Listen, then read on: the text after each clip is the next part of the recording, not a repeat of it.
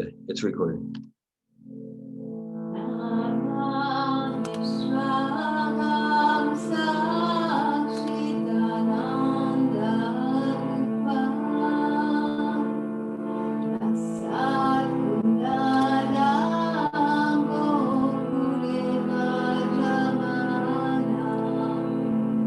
Namamishvaram Sachit Anandarupam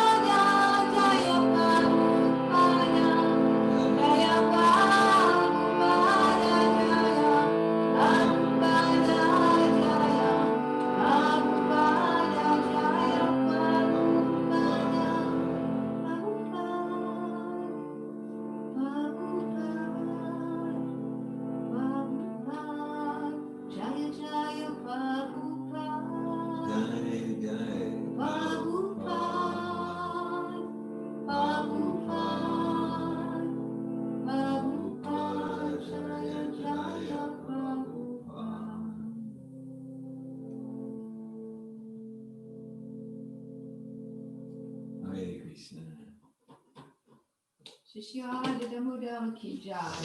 Shira Ayashoda Damodar ki jai. We can read the translation. Okay. To the Supreme Controller who possesses an eternal form of blissful knowledge, with glistening earrings, swing to and fro, who manifested himself in Gokul, and who stole the butter that the gopis kept hanging from the rafter of their storeroom, and who then quickly jumped up and ran in the of Mother Yashoda, but was ultimately called to that Supreme Lord Sri Damodar, offer my humble obeisances. Upon seeing his mother's whipping stick, he cried and rubbed his eyes again and again with his two lotus hands. His eyes were fearful and his breathing quick, and his mother Yashoda bound his belly with ropes. He shivered in fright, and his pearl necklace shook. To the Supreme Lord, Sri Damodar, who was bound with his devotee's love, I offer my humble obeisances.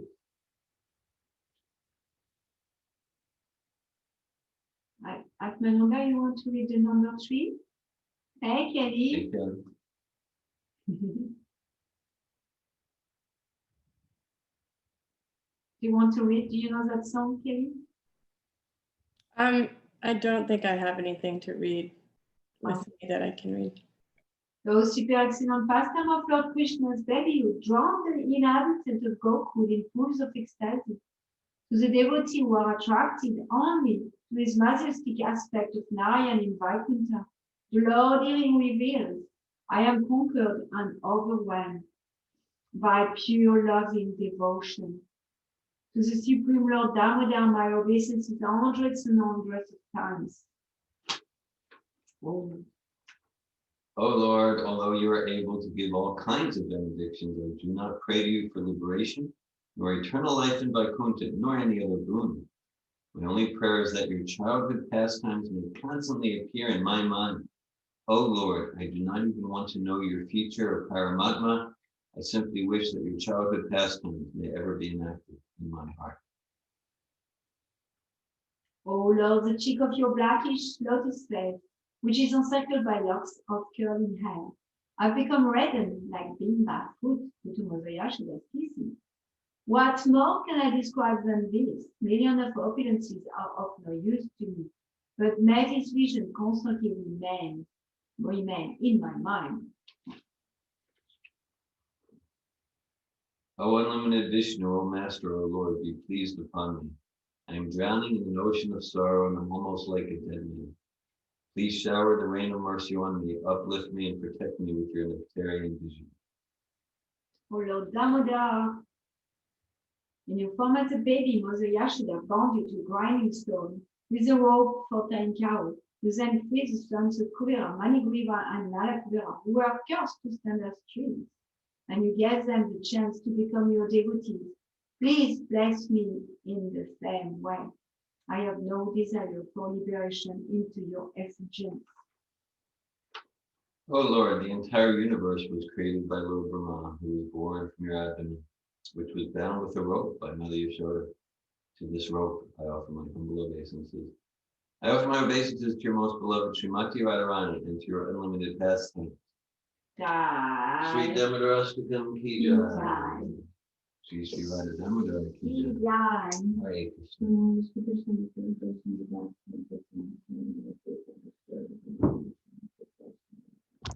Hare Krishna, Krishna Krishna. I invited Kim to come and join us tonight. Nice, wonderful. Glad you came, Kelly. It's a small intimate gathering. It's just the 4 of us. So far. So far. Pearl was here. And so it's everybody knows everybody's here. This morning we had a whole entourage from Singapore. Visiting. Singapore Vaishnavas.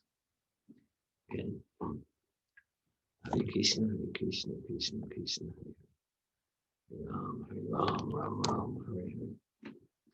All right then.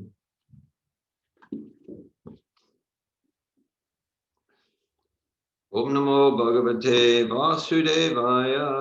Om Namo Bhagavate Vasudevaya. Om Namo Bhagavate Vasudevaya. Om Namo Bhagavate Vasudevaya. Om Namo Bhagavate Vasudevaya.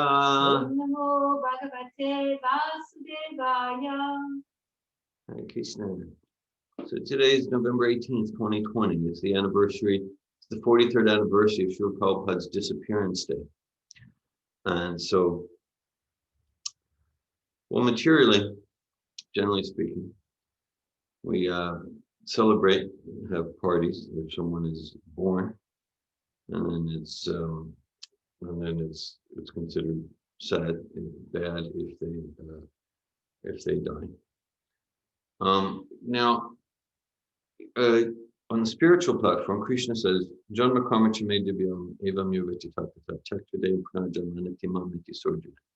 In that verse from Bhagavad Gita, he's talking about the nature and quality of the appearance, disappearance, and activities of himself and his pure devotees.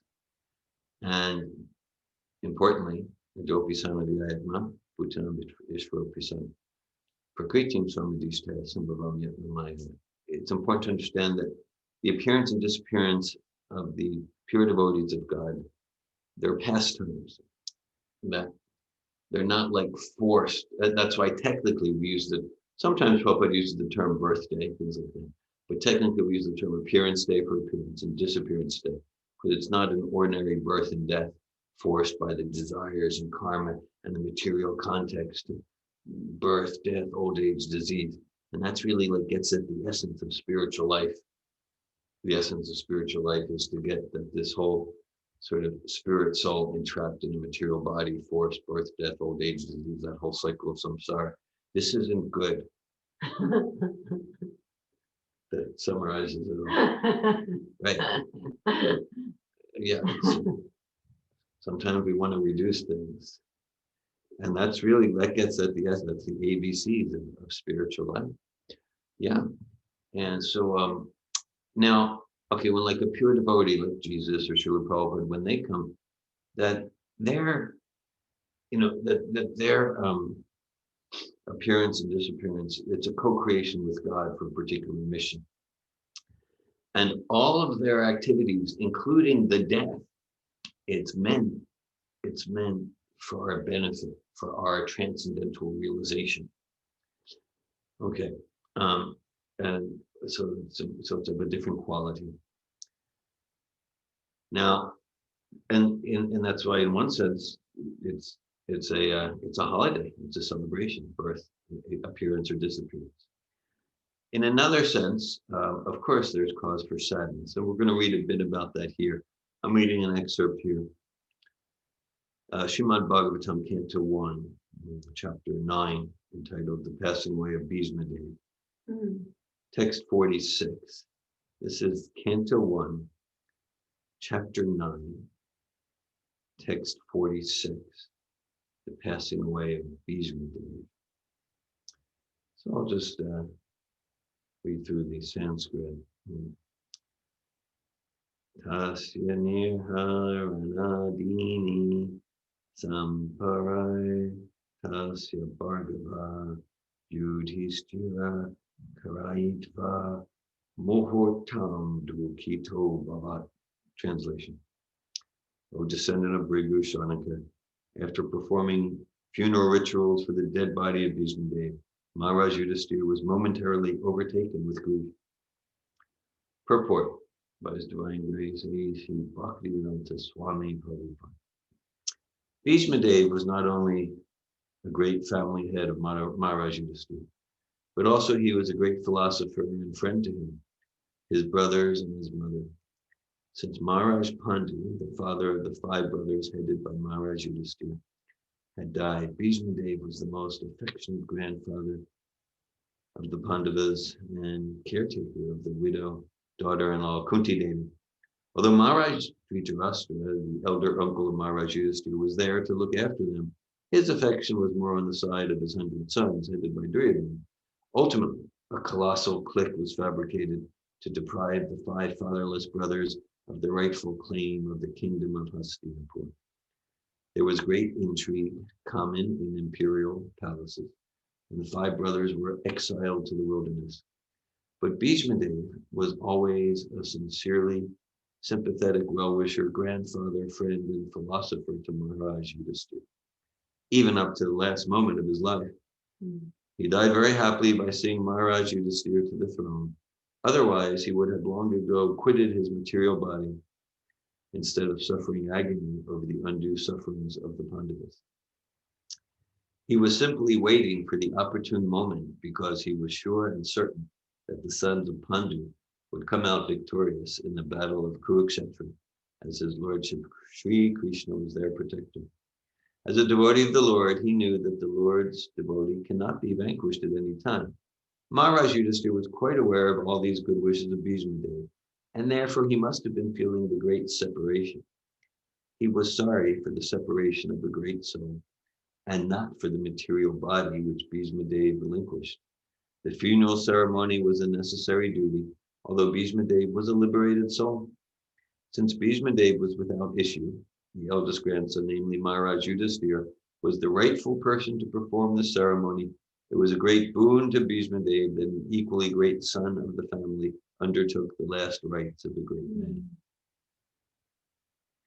Homaganatimirandasya Vinanjana Shalakam Chakshur Unmilidatam Tasmai Shri Gurave Namaha Shri Chaitanya Manobhishtam Stapitam Yena Bhutale Swayamupa Kadamayam Dadati Svapadantikam Vandeham Shri Guru Shri Tapakamalam Shri Guru Vaishnavam Shri Rupam Sagrajatam Saganaraganatam Vitam Tam Sajivam Sadvaitam Savadutam Parijana Saitam Krishna Chaitanya Devam Shri Radha Krishna Padan Sagana Lalita Shri Vishakan Vitamscha Hey Krishna Karuna Sindhu Dinabadhu Jagat Pate Gopisha Gopika Kanta Radha Kanta Namostute Tapta Kanchana Gaurange Radhe Vrindavaneshwari Vishabhanu Sate Devi Pranamami Hari Priya Panchakalpati Yubhyascha Kripa Sindhu Bhyevacha Patitanan Pavanebhyo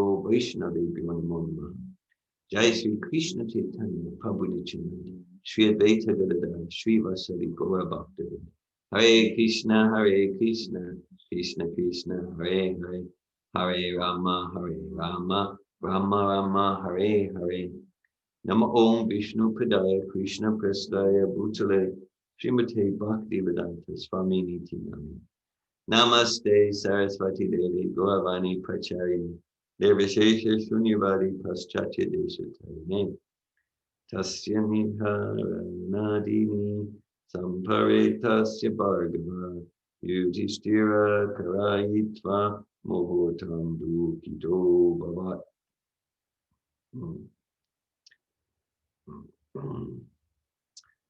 O descendant of Bhrigu Sharnaka, after performing funeral rituals for the dead body of Bhishmadev, Maharaj Yudhisthira was momentarily overtaken with grief.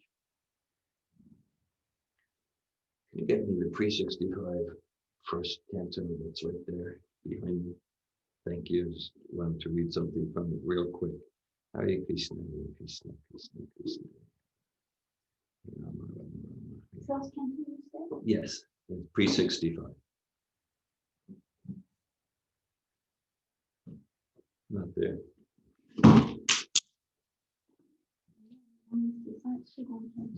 Okay. Unless you want to be. Oh, yes, this one. Okay, so Bhishmadev, he acted as the spiritual teacher, the spiritual master of Yudhisthira. So in his first edition of Srimad Bhagavatam, Prabhupada dedicates the edition to Srila Bhaktisiddhanta Saraswati Goswami Maharaj, my spiritual master, on the 26th annual ceremony of his disappearance. And then Prabhupada writes the dedication, he lives forever by his divine instructions, and the follower lives with him. He lives forever by his divine instructions, and the follower lives with him. So Yudhisthira could have been, oh well, Bhishmadev lives forever by his divine instructions. and that is true. So there's no cause for grief. Right now in Bhagavad Gita course, we're studying that first part of the second chapter, text 11. Ashocha nandashochaspam pragivadam spasasecha gatasu nagatasus cha nanushocanti pandita. Krishna says, never was there a time that I did not exist, nor you, nor all these kings on the battlefield, nor in the future shall any of us cease to be. And so basically, so he's saying, you're mourning for not what is not worthy of grief. That's the Ashocha. You're mourning for what is not worthy of grief, right? Because the body is already dead, and the soul never dies, right? Okay. So Yudhisthira had that realization. Prabhupada makes it clear Yudhisthira had that realization. Still, Yudhisthira is grieving. Prabhupada makes it clear it's grieving for the material, because he's in the illusion that this is the material body. So we had some exchange about this, right? So the soul never dies, and particularly true of the pure devotee soul, lives forever in their vibration, because their vibrations are eternal truth. They communicate eternal truth, like eternal truth of the difference between the soul and the body, eternal truth of our relation with the super soul, with God, eternal truth of, they communicate eternal truth, and each vibration is identical with the truth that it communicates. So this is, again, at the risk of oversimplifying, but it's not over. So spiritual means it's not material. No, simple truth. Spiritual means it's not dependent on matter. That's why Srila Prabhupada didn't seem to get it when they asked him, like, oh, but they need a living guru. We need a living guru. Because like, so this whole idea, it's like a contradiction. So Guru Prabhupada would say guru means living. Living guru means there's two types of gurus, the living kind and the dead kind.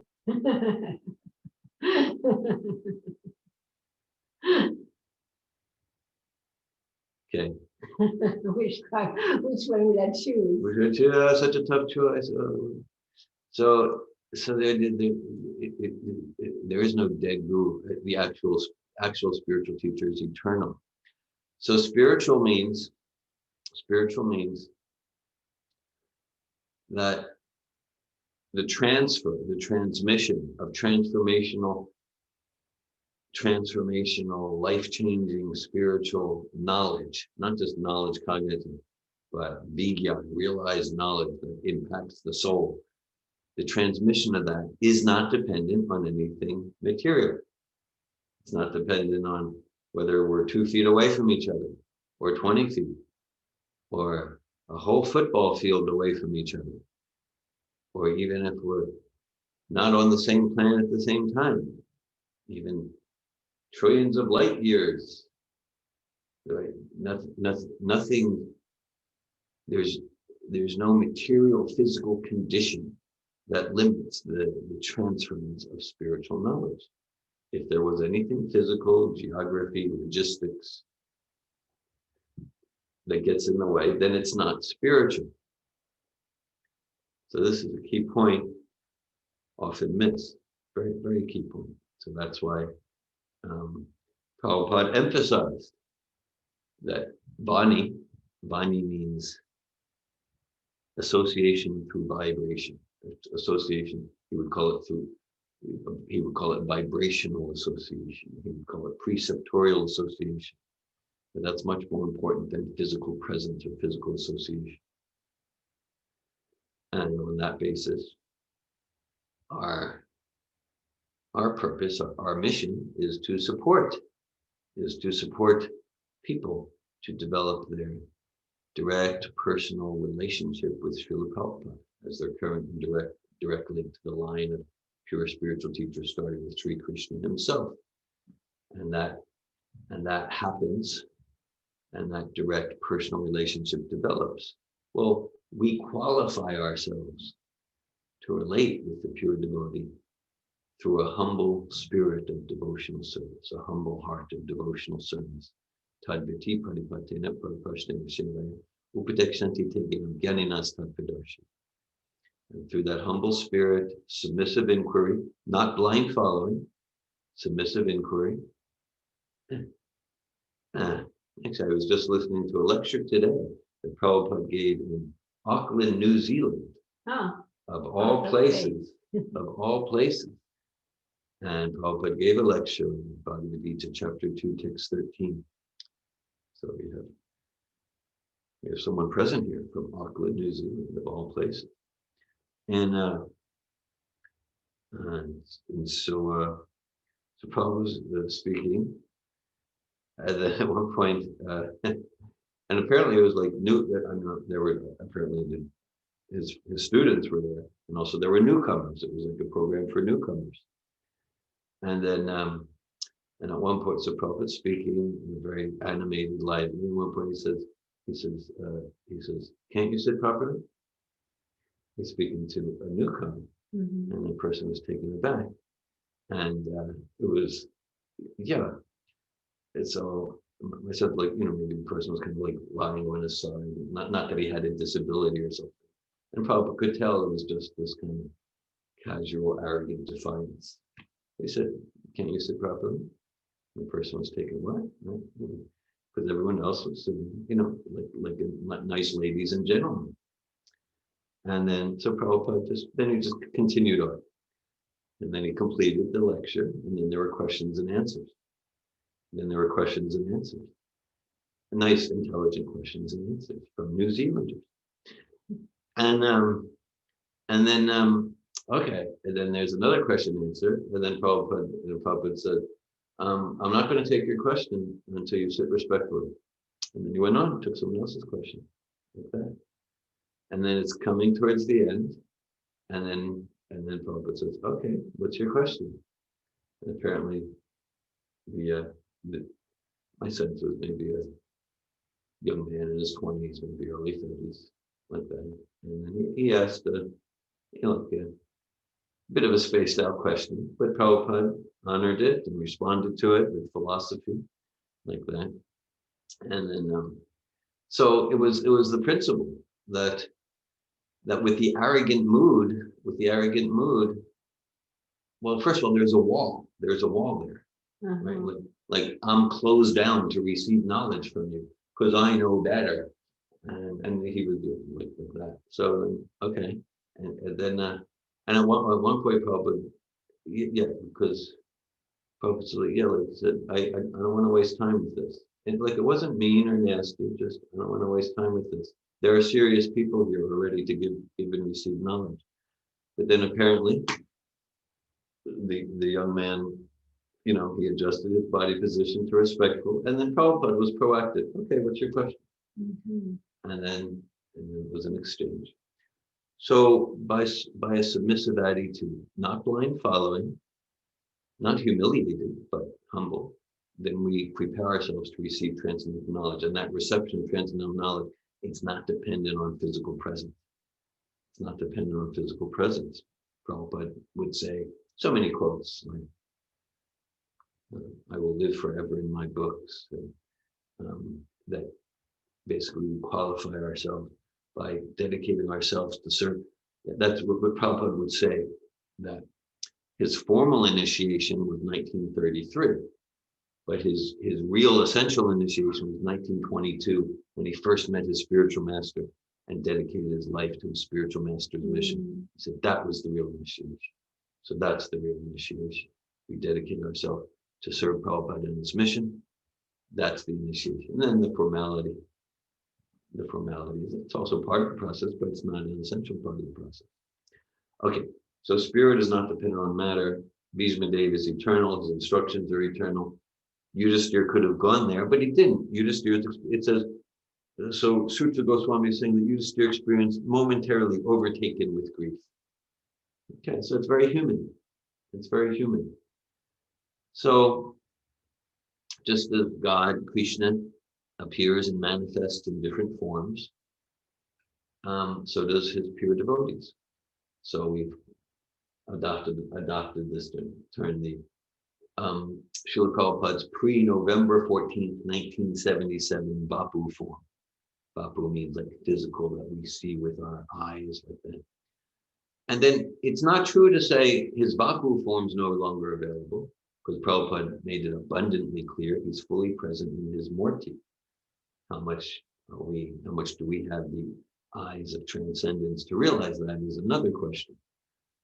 But so when a particular form disappears, there might naturally be grief, emotions like,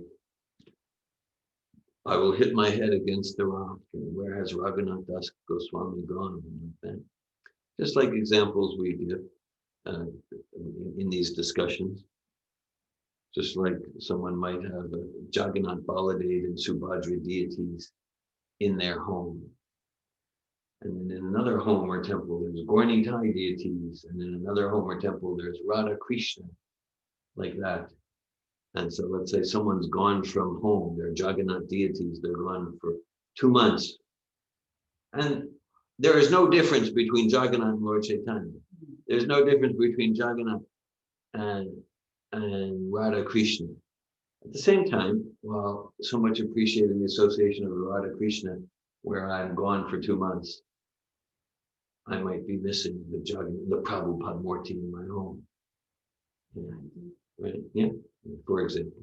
So there's even this morning. So for you, yeah. So there's no difference, and there's a difference. It's a Chincha Veda Veda Tattva. And so that feeling of separation, Prabhupada often quotes the 6 Goswamis. Hey Radhe Vrajadevi Ke Chalalite Nanda Sunokuta Shri Govardhana Kalpapada Patale Kalindi Vanekuta Ko Santa Viti Sarvato Vrajapure Kete Mahavivala Vande Upasanatana Raguyugal Shri Jiva Gopalaka Vande Upasanatana Raguyugal Shri Jiva Gopalaka. Srinivasacharya prays, he cries out, I offer my respectful obeisances to the 6 Goswamis of Vrindavan. Sri Rupa Goswami, Sri Sanatan Goswami, Sri Raghunath Bhatt Goswami, Sri Raghunath Das Goswami, Sri Gopal Bhatt Goswami, and Sri Jiva Goswami, who are calling out, where is Radharani, the Queen of Vrindavan? Where is Lalita? Where is the son of Nanda Maharaj? Are they over there on the banks of the Yamuna? Are they by Govardhan? Are they at Vamsiva? In a mood of separation. And that mood of separation in spiritual life, that mood of separation, not, oh, I have found Krishna, but where is Krishna? That deepens the love, and that deepens the meeting, deepens the connection. It's like the transcendental spiritual irony, that mood of separation deepens the love and the inspiration to serve Prabhupada's mission. And that's the bridge. And so in that separation, there's connection, because Krishna and Prabhupada, they're non-different from their sincere, honest remembrance. Okay. So I just thought it was appropriate. This morning we read something related to the disappearance of Prabhupada, the disappearance of Sri Bhattacharya and Srila Bhaktisiddhanta Saraswati as it relates to Prabhupada's mission and disappearance pastime. And I thought it was appropriate to read from the disappearance pastime of Bhishma Dev. Sometimes what's that? And the soul of Yudhishthira. Yeah, the sorrow of Yudhishthira. We're an intimate group here, so I just thought I'd end my part by reading a few excerpts from Prabhupada's actual disappearance pastime. And I was prepared, but it was a different group I probably wouldn't read. Okay, so, all right. So, yes, Okay. So this is in Vrindavan, November 1977. And okay. Yes. So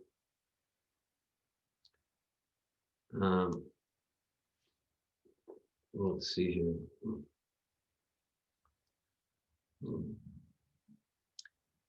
So Bhakti True is translating from the Kaviraj. Kaviraj means doctor, physician. This is conversation in Prabhupada's room. Conversation in Prabhupada's The room. context for Kelly, because she doesn't. Yeah, it's volume 36 of Conversations with Srila Prabhupada.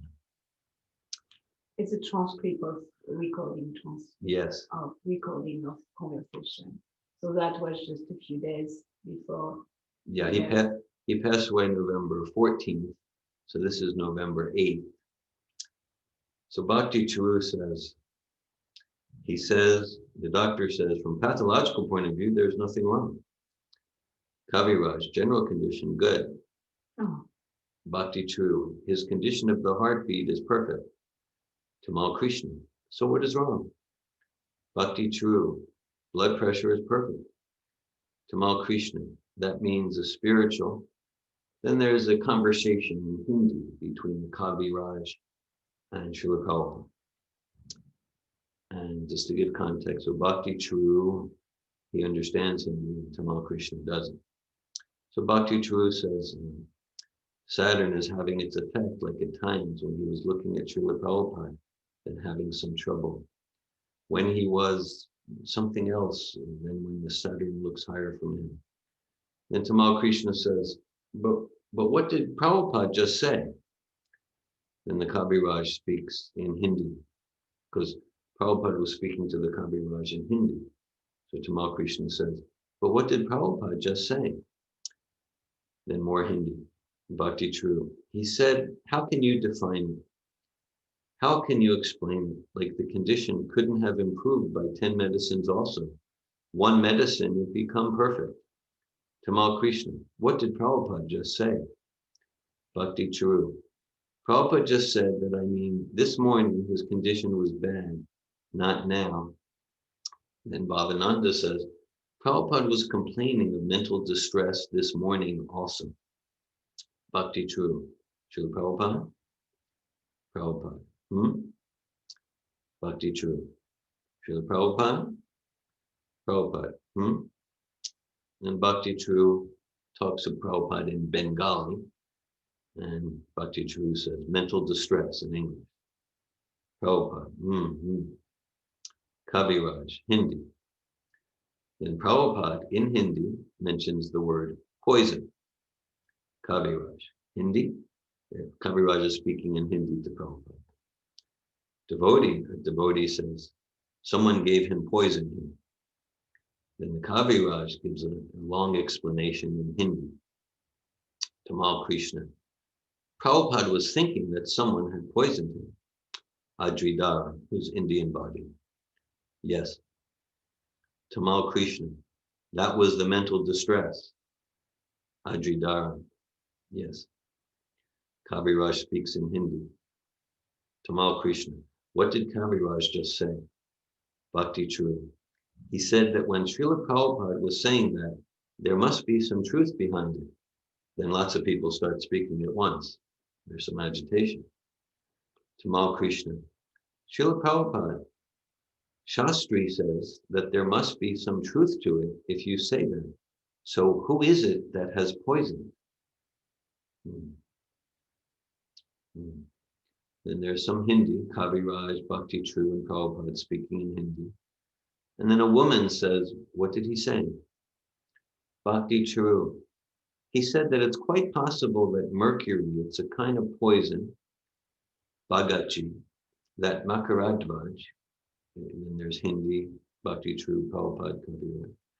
Bhakti True. He was referring to a big murder case in Calcutta. The husband poisoned the wife.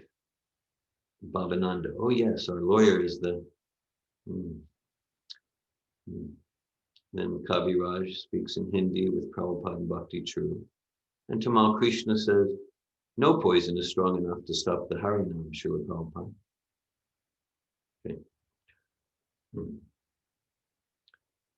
So it was clear there that Prabhupada was experiencing some mental distress, that he was being given poison with homicidal intent. You could say, well, maybe he was just worried that it was the effects of the medicine.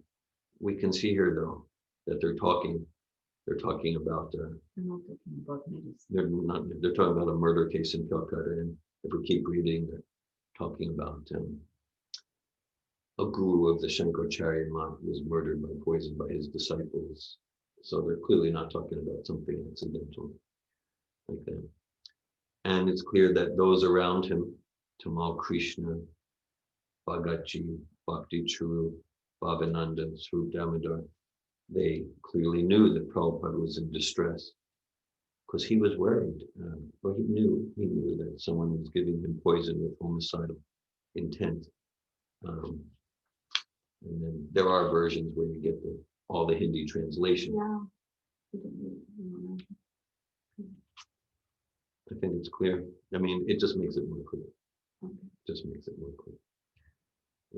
Yeah. Naveen Krishna's father was there at that time. He was one of the doctors treating Prabhupada.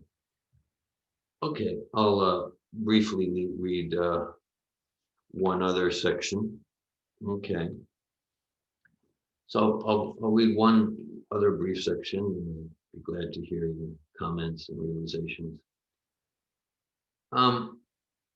So a parikram or a padayatra, it's when the devotees go, they walk around holy places. Well, you went on a padayatra in Europe, right? Mm-hmm. In Europe, and like that. So, I loved it. right. I really loved it. I could have spent my life there. So Krishna did it. Simple living, I think. Yeah. Wasn't too much luxury in padayatra. No, Not too much opulence and luxury. Yeah. So Prabhupada, he wanted to go on a bullock cart, a cart pulled by bulls, around Govardhan Hill, around Vrindavan. That's what he was saying he wanted to do. So we're coming into that sort of conversation. We'll just read parts of it. So Jagadish, we just talked about Jagadish. Mm-hmm. So Jagadish says, Srila Prabhupada, can you tell us why you want to go on the parikram? And there's a brief break in the tape. Then Tamal Krishna says, this seems like suicide, Srila Prabhupada, this program. It seems to some of us like it's suicidal. Prabhupada, and this is also suicidal. Tamal Krishna, Prabhupada said, and this is also suicide. And Tamal Krishna continues, now you have to choose which suicide. Prabhupada, the Ravana will kill and Ram will kill.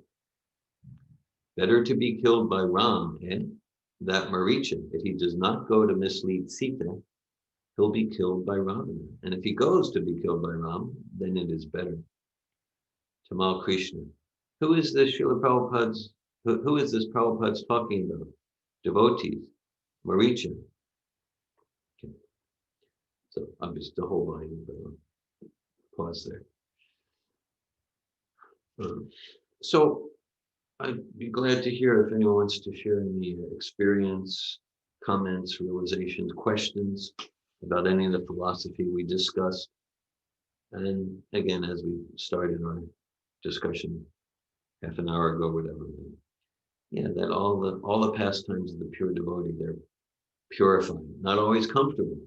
But that's why a follower of Prabhupada, a servant of Prabhupada, we're eager to hear about Prabhupada playing with little 2-year-old Saraswati, or Prabhupada dancing at Ratha Yatra festivals in New York and London, or Prabhupada rising at 1 a.m. to give us his sublime Bhaktivedanta purports in his books, or Prabhupada getting on the Jaladuta, or Prabhupada's disappearance pastime. Different moods, different flavors, all sublime and transcendental. Hare Krishna. Thanks for your attention. Thanks for listening. Any comments or questions? This one's kind of technical, but so his disappearance is considered a pastime, or was it what he was doing when he would? Yeah, thanks for your question. Yes, it is a pastime. Just like Jesus being nailed to the cross. It's terrible. It's like that, but it's a pastime, right? I mean, if Jesus wanted in co-creation with God to send thunderbolts to strike the Romans and to strike Judas, I mean, Jesus could have done that. At the same time, it's a pastime, just like Jesus curing the leper, or Jesus preaching in Nazareth, or Jesus being born in Bethlehem. Also, those pastimes that are maybe uncomfortable, being nailed to the cross. It's a pastime. Yeah. Yes. Mm. Mm. Yes. Mm. It's a pastime for our purification and our instruction. As far as I gave the example of Jesus, but I mean, from my point of view, most Christian groups, they overemphasize the disappearance pastimes of Jesus. I think the sign, like the cross. the cross is like becoming like the icon for the Christian church. So that's how much they really grab on that as a pastime, because it becomes the emblem of the Christian church. That whole pastime.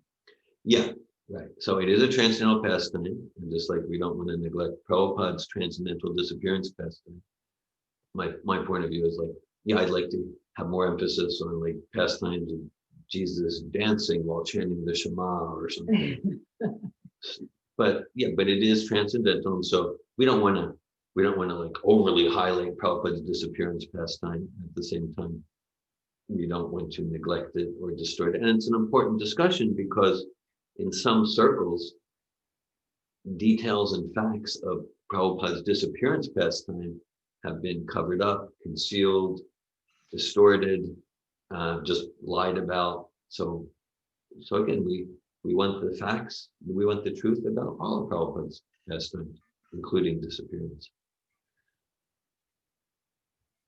Thank you. Thank you, Kevin. Prabhupada made a comment at least once about how Christians, like you're saying, focus so much on that terrible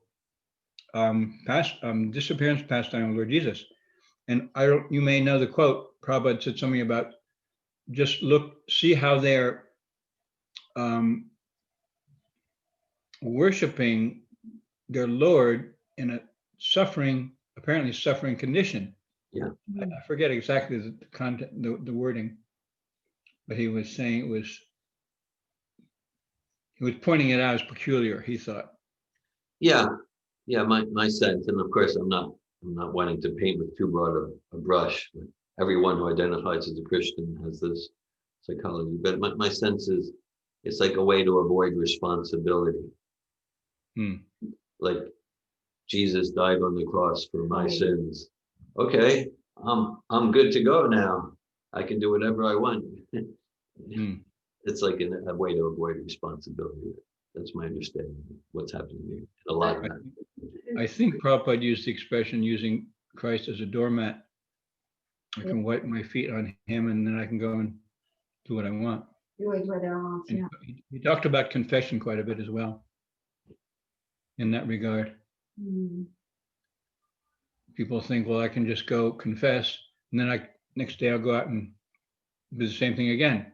Confession is not, as you say, it's about, it can be used like that as an avoidance of responsibility. So I feel terribly sad that these aspects, the poisoning aspect, Prabhupada's statement about it, are so much minimized or poo-hooed or just denied, even laughed at by many senior people in Prabhupada's, in ISKCON. And I see it as a symptom of the deviation I see in so many different areas. And I struggle to stay in the consciousness that whatever others do, I want to be fixed in understanding Prabhupada, studying his books very scrutinizingly, deeply, associating with others doing the same thing, and understanding and acknowledging the deviation or whatever it is, but not allowing myself to be distracted by it and go down to the level of us and them and bickering, create online or arguments about it.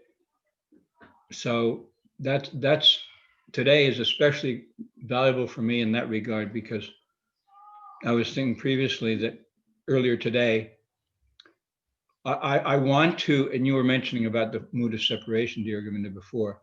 I want to some degree, immerse myself in the grief, in the lamentation, because that helps me to feel closer to in my relationship with Prabhupada, and the urgency, and feeling it's very helpful for me to think Prabhupada is with me, to know that, because he's watching me. And when I don't do what I know I could be doing or should be doing for him, that's like a wake-up call. My tendency is to be complacent, to be lethargic. Oh, I can just go on with my bad habits and just stay more or less in my comfort zone. But I don't want that. So to immerse myself in the grief and the sorrow and the sadness and the lamentation of Prabhupada's so-called physical disappearance. Because I know it makes a difference. I say, we hear so many times when Prabhupada said this disappearance and appearance are the same. But it's very valuable for me to immerse myself, to some extent anyway, in the grief, in the lamentation, the sadness, and the crying, because it helps me feel closer to him, and to what and conscious present to the what Shamsundar called the magic. When Prabhupada was here, he said something. I think we've lost that magic. So I feel that, and I want to be fully responsible for being in my magic for Prabhupada and in Prabhupada's magic with others who are doing the same thing. So some thoughts I wanted to share. Thank you, Atmananda. Thanks for sharing. Yeah. So, Prabhupada's fully present in his body, in his transcendental sound vibration and instructions, and simultaneously it's natural and helpful to go to some grief catharsis about his disappearance. It's very natural, and I appreciate how you share, and to allow yourself to go to that grief. It has the potency to move you to create breakthrough and become a lot more urgent about Krishna consciousness.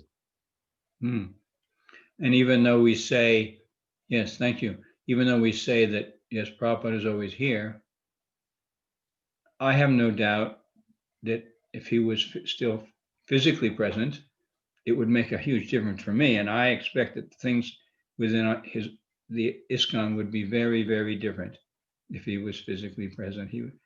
I'm not saying it's more important or even necessary, the Vapu form, the physical, but I know it makes a difference. And Like this, I lament about that. well, this thing. So okay, so there's an organization called ISKCON, and whether what they're doing is asara or sara, whether it's deviant from Prabhupada's actual mission or not, kind of like, it's not really on my radar. Yes. And like on my radar is, how can I serve Prabhupada more excellently, enthusiastically today than yesterday?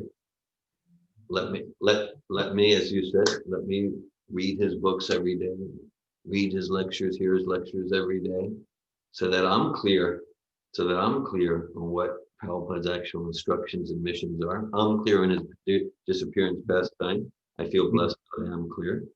Mm. And okay, Melanie. I feel complete. I feel complete. I'm just looking at different principles here. You know, like I wrote you that letter, and I was thinking this morning, okay, Prabhupada is present. He's present in his book. He's present in his book. He's present in his video. He's present. We have so much more access to Prabhupada than when he was on this planet. Yeah. You know, when he was on this planet, we didn't have the access that is available now. With just a click. With just a click on the internet, we can see Prabhupada giving a class, which wasn't possible in the 70s. Or we can choose what class I want to listen to. There's so many books and all that. And then I was thinking, Atmananda, what you were sharing about the lamentation and the grief.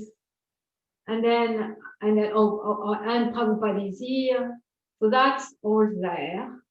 But then the other aspect of the philosophy of Krishna consciousness is service in separation. So service in separation would be to not feel Prabhupada is here. And that's like the greatest service. It's not like the six Goswami, you can see Radha Krishna deities. They all have amazing deities that even have, you know, self-manifested deity for some of them, of Radha and Krishna, and they don't say Radha and Krishna are here. They say, where is Krishna? Where is Krishna? So that the mood to where is Krishna, like I wonder, like with Srila Prabhupada, is it helping us to say Prabhupada is here? Or like will be more helpful to say, where is Prabhupada? I'm feeling separation. Where is Prabhupada? Where is Prabhupada? Where is Prabhupada? See, I'm just looking at all these principles. They're all true. Like Prabhupada is here in his murti, in his book and his video and all that. But then, is it that the most helpful mood to make progress? Or the most helpful mood is that separation of where is Prabhupada? Where is Prabhupada? Where is Prabhupada now to rectify the nonsense that's going on in his name? Where is Prabhupada now? Where is Prabhupada to come and serve me and help me and explain to me the philosophy? Where is Prabhupada to help me make decisions in my life? And then in that separation, feeling even more closeness. Yeah, I appreciate that very much, Mom, very much. Yes, thank you. Yeah, because we can say Prabhupada is fully present in his Vani and in his instructions, his books, lectures, but that's not true. I mean, it's true if I'm actually absorbed in his Vani. It's true if I'm following his instructions. It's true if I'm sincere in reading his books. Otherwise, I'm not experiencing Prabhupada's presence. So, yeah. So, of course, it's philosophically true he's present. It could be a sort of spiritual bypass, illusion of transcendence, false humility, or it could be arrogant. It could be arrogant to go, oh, Prabhupada's always present. I'm sort of, in one sense, I'm saying, that's because I'm always following his instructions, so I always feel his presence. Well, is that true? And more real and humble might be, I'm not feeling Prabhupada's presence because I'm so disconnected. Let that move me to serve with some drop of sincerity. And then in that mood of separation, then there's closeness. Yeah. Thanks for that. Yes, thank you.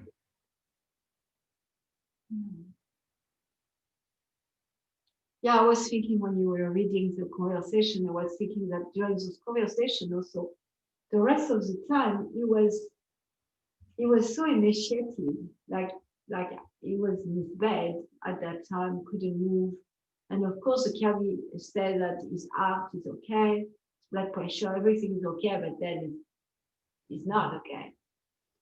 And I was thinking at the same time that this was happening. It was like continuing to translate and purport the Bhagavatam in such an amazing way.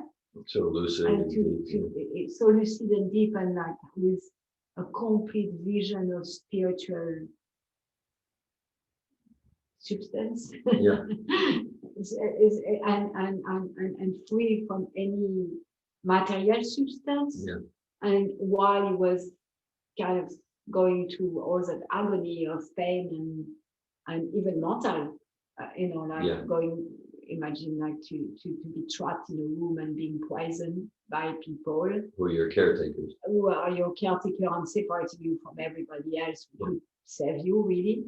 And where you go is like, okay, you have some mental agitation. I imagine it's not because he felt fear or trapped, but just like the pain of imagining that his disciple were already poisoning his body and Yeah. poisoning his movement and poisoning all that. It's probably very painful. Yeah. Even so, I'm sure he understood that Krishna is Yeah, behind that. that's It's like the oneness and difference. Mm-hmm. But also, like while he was in that situation, then there was a part of him that was completely transcendentally detached from even his mission, which was a spiritual mission, and then focusing on this bigger picture of his mission, which is to translate the Bhagavatam.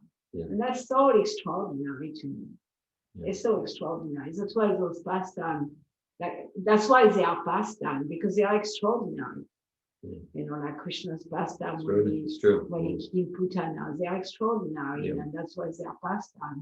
But Prabhupada last pastime on earth, his departure pastime, they are so extraordinary. They are more extraordinary in the sense that the rest of his pastime, in some ways, not that I want to only emphasize them, but there is something super mystical and like out of what any human being could do, because he wasn't a human being. Yeah, thanks for that. It's a very meaningful point for me. Because this is hearing about Prabhupada's best time discussing it. It's all about glorifying Prabhupada. Mm-hmm. And that's what I hear you doing. Yeah, just like, okay, if one focuses on Jesus' pastime, that his crucifixion pastime, the point isn't like, oh, those Roman soldiers. The point that misses the point. The point is to deepen our love for Jesus and to glorify Jesus. So similarly, this is all about, so we can see that Prabhupada in co-creation with Krishna arranged this disappearance pastime. Gruesome, and in co-creation with material energy also, and to support us now, 43 years later, and others 500 years from now, to deepen our appreciation for the transcendental, mystical, loving qualities of the pure devotee. Yeah, and it's the ability to always know his mission. Yeah. And to continue to be compassionate in a very Jesus-like way, compassionate even in that cross-like situation. Mm-hmm. Even to his war. Yes.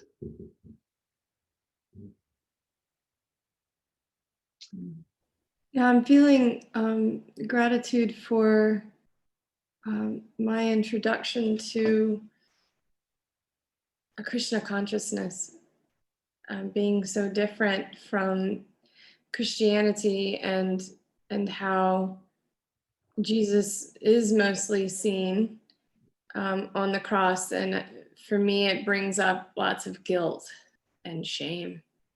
that approach towards Jesus, which I find really sad, since there's so much beauty there to learn.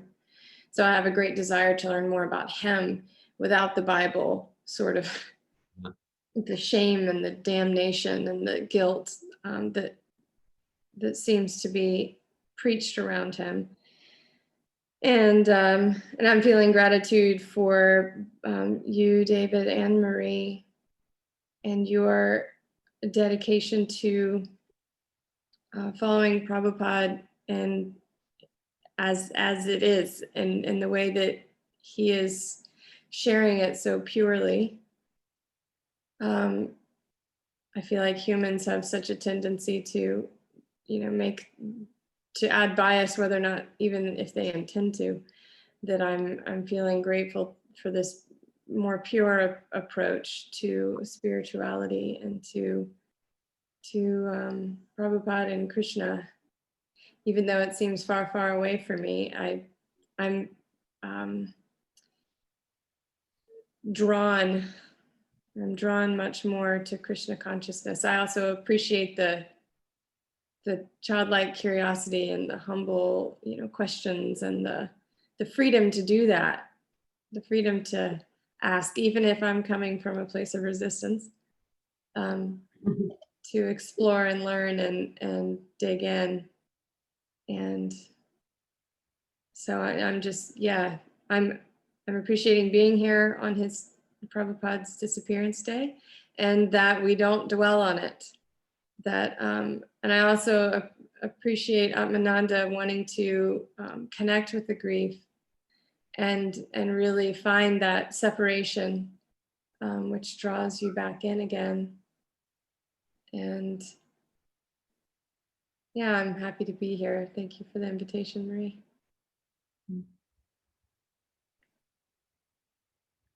Okay, thank you, Kelly. I'm glad you're here, and I appreciate it. I'm moved by your sharing. And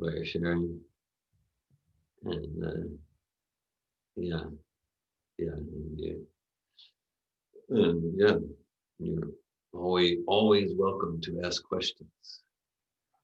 You have a healthy curiosity, you have a philosophical intellect, and you have a healthy skepticism.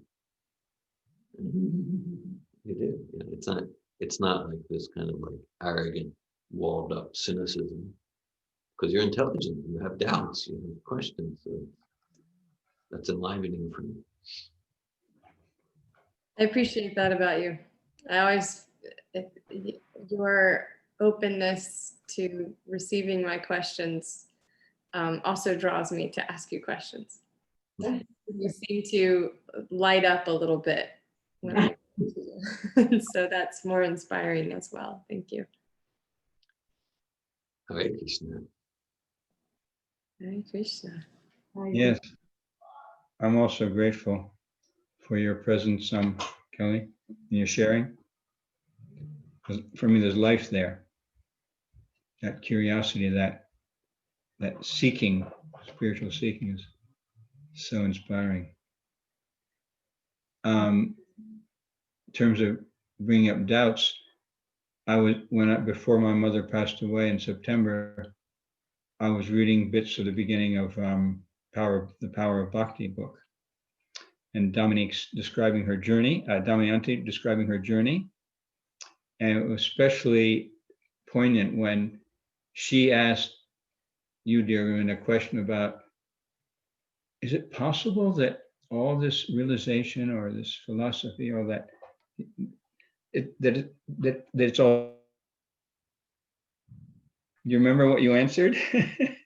You froze up. If you could say that again. Oh, all right.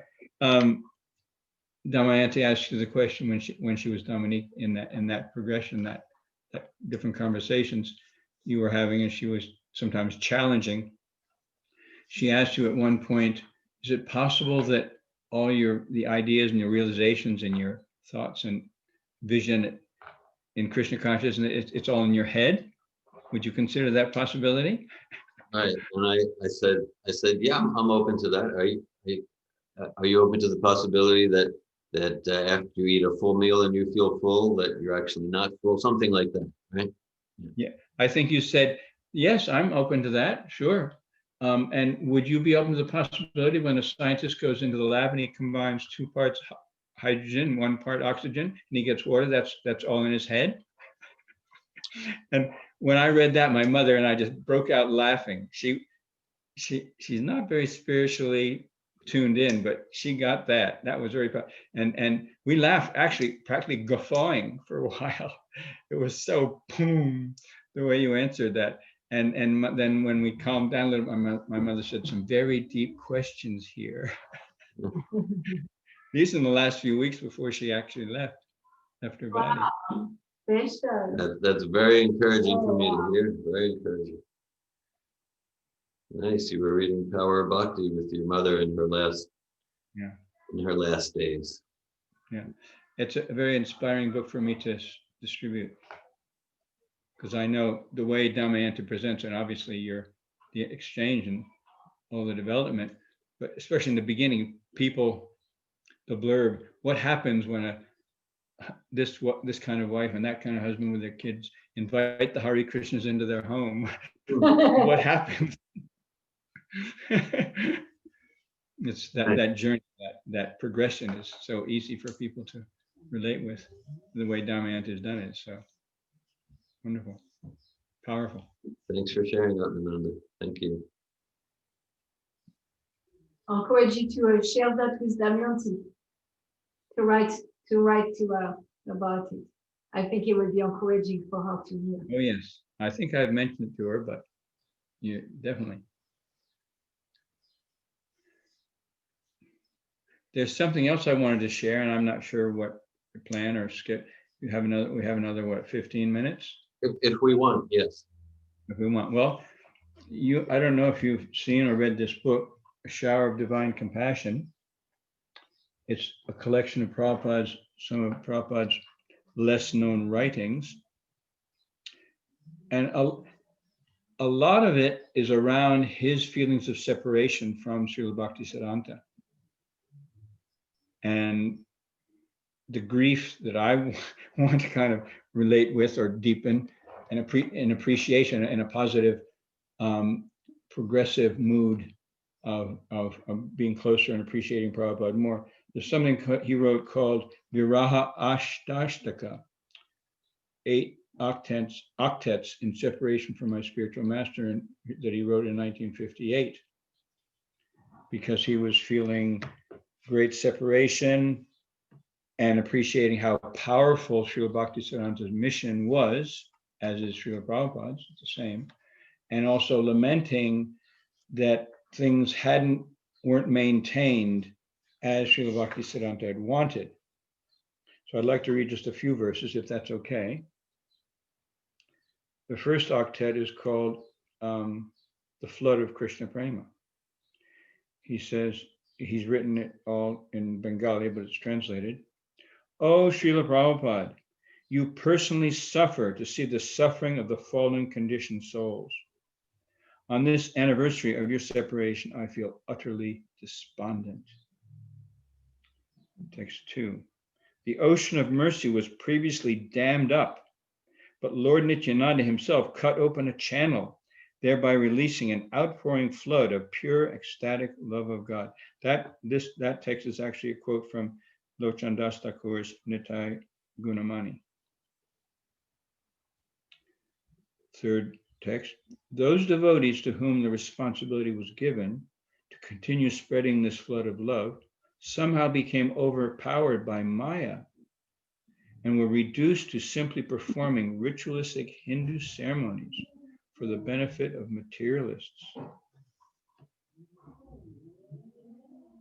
And then he says that Lord Nityananda's inundation of prema was thus obstructed by those known as Jati Gosai or caste Goswamis. But then you personally came, O Master, to open wide the floodgates once again. Again, you engulfed everyone in the deluge of pure divine love, even such a low, wretched, fallen, and sinful soul as me. On the strength of Lord Chaitanya Mahaprabhu's command, you send out all your servants as spiritual masters from door to door just to deliver the fallen souls. The devotees were preaching everywhere, from the oceans to the Himalayas. But now that you are gone from our midst, there is only darkness everywhere. Oh, Srila Prabhupada, you personally suffer to see the suffering of the fallen conditioned souls. On this day of your separation, I am utterly despondent. And he expands on that in the 2nd through 7th of this Ashtashtakam. Very powerful.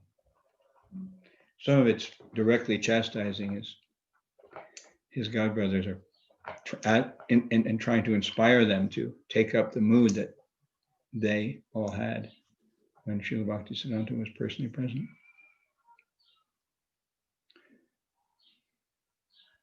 Thank you, Atmananda.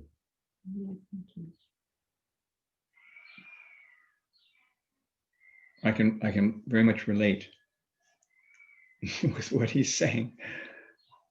And I appreciate your point, dear Govinda, that to not consider or not get deviated or diverted or entangled at all in what others may do or may not do, whether it's right or wrong. Well, not to experience our experience, notice our perceptions, see things through the context, in the context of the pure lenses of Prabhupada's teachings, and live on purpose. Yeah.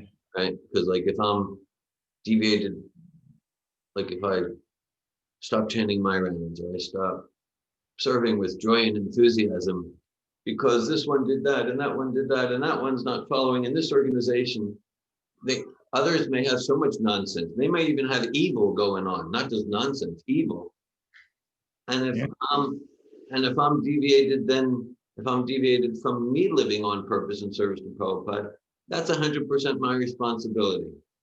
There's no valid blame games to do. That's 100% my responsibility. If I'm giving up my practices, giving up using my intelligence, how to share Prabhupada with others, whatever, this group, that organization, this individual, they may be acting this way, that way, good, bad, in between. Giving poison to Prabhupada with homicidal intent, whatever they're doing, whatever they did. And maybe it is part of my service to reveal the truth. Okay, but whatever it is, like I'm responsible to live that fifth principle of conscious living on purpose. And we can get it. Well, I stopped living on purpose for Prabhupada because this one, that's my nonsense. That's my nonsense. Yes.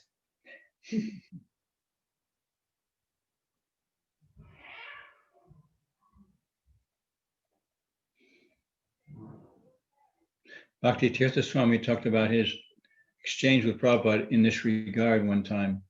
Hare That Haribol. Hare Krishna. Hare Krishna.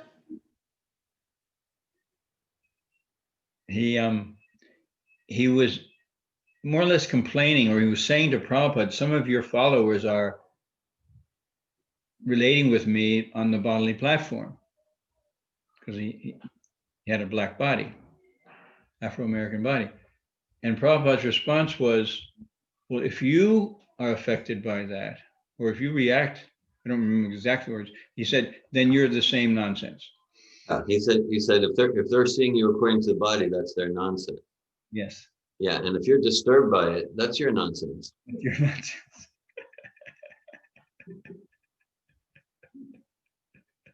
Perfect. Jai Srila Prabhupada. Jai Srila Prabhupada ki jai.